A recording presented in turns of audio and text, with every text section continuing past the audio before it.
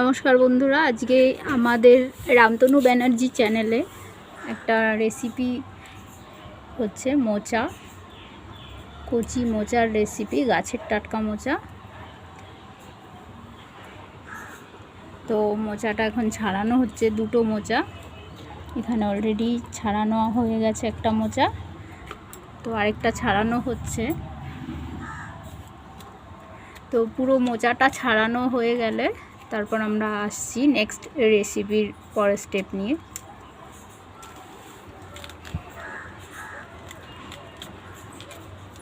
এটা আমার হাতে সাজানো বাগান। তো আমার মামনিকে আমি এই বাগানে আমি যা কিছু ভিডিও শ্যুট করি আমি এই বাগানের একটা অংশতেই বসে করি। তো এখানে আমি আমার মামনিকে বলেছি আমার এই মামনির এই মোচার ডিশটার যে ভ্লগ করব, তো সেটার জন্য আমি এখানেই মামনিকে বসতে বলেছি, রান্নাঘর ছেড়ে। তো দেখুন, আপনারা দেখতে থাকুন। নেক্সট স্টেপ, মোচাটা ছাড়ানো হয়ে গেলে তারপর আবার ফিরে আসছি। তো দেখুন বন্ধুরা, মোচা দুটোই ছাড়ানো হয়ে গেছে। তো এবার এই অংশ দুটো কুচি করে নিতে হবে, বটিতে করে ছোট ছোট করে কুচি কুচি করে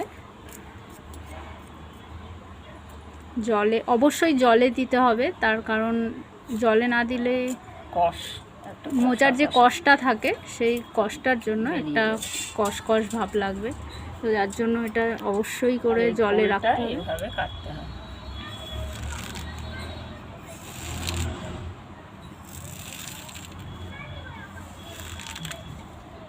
এই পাশে কাটতে হবে।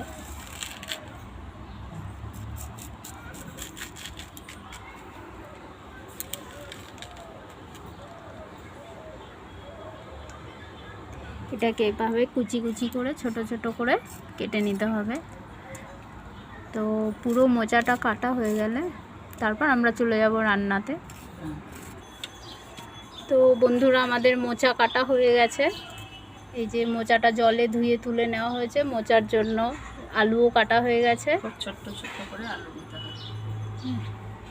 আর মোচার জন্য লাগছে এই যে মশলা। ফোড়ন প্রথমে দিতে হবে তেলে, তেজপাতা, জিরে ফোড়ন, তারপরে পেঁয়াজ, আদা, রসুন পেস্ট, জিরে গুঁড়ো, লঙ্কার গুঁড়ো, হলুদ গুঁড়ো, নুন, আর লাস্টে গরম মশলাটা দিয়ে নামিয়ে দিতে হবে। তো চলুন এবার আমরা রান্নায় চলে যাচ্ছি। এবার কুকারটা গরম ফ্রি হিট করা হয়ে গেছে, তাতে দিয়ে দেওয়া হলো তেল,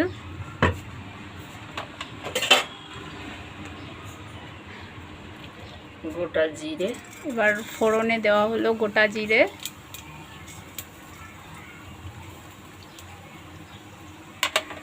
তেজপাতা একটু কুচিয়ে দেওয়া হলো তেজপাতা,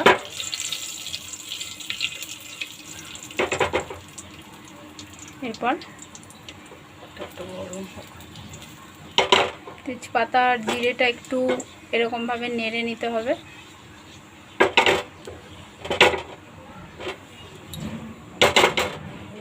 এরপর দেওয়া হলো কুচিয়ে রাখা আলুর টুকরোগুলো, জল ঝরিয়ে ধুয়ে রাখা আলু।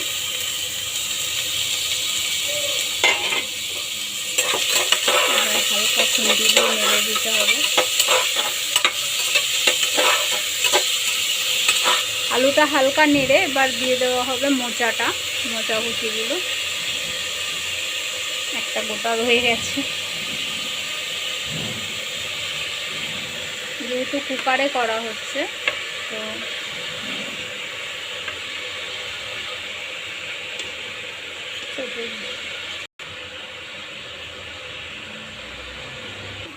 এরপর এটা ভালো করে আলু আর মোচাটা দিয়ে এভাবে ভালো করে 5 মিনিট ভেজে নিতে হবে, যেন জল না থাকে, ভাজা হয়ে যাবে। ভালো করে 5 মিনিট ফ্রাই করে নেওয়ার পর আসছি আমরা।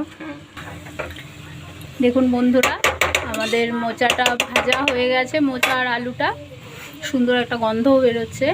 এরপরে যে মশলাগুলো দেওয়া হচ্ছে পরপর, পেঁয়াজ, আদা, রসুনের পেস্ট, পেঁয়াজ আদা রসুন পেস্ট দিয়ে দেওয়া হলো। এটা কি জিরে গুঁড়ো দেওয়া হলো, লঙ্কার গুঁড়ো দেওয়া হলো, এরপর হলুদের গুঁড়ো, নুন স্বাদ মতো, আর কাঁচা লঙ্কাটা কি কুচিয়ে দেবে? তো এই মশলাগুলো দেওয়া হলো। এরপর কাঁচা লঙ্কাটা আর গরম মশলাটা লাস্টে দেওয়া হলো। মশলাগুলো দিয়ে ভালো করে এবার নেড়ে নিতে হবে।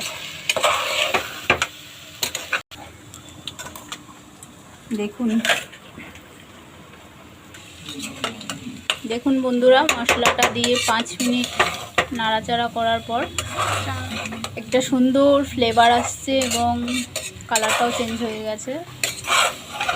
দারুণ টেস্টি হবে বলে মনে হচ্ছে।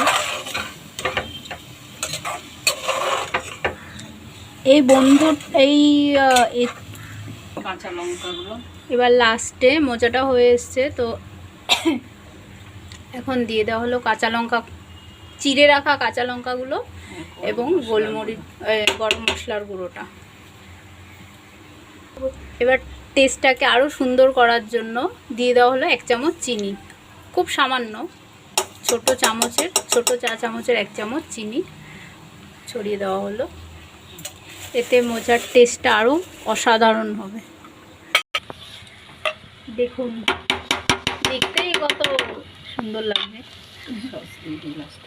এবার লাস্টে একটা ইন্টারেস্টিং টিপস, টমেটো সস ওপরে হালকা করে একটু ছড়িয়ে দিলে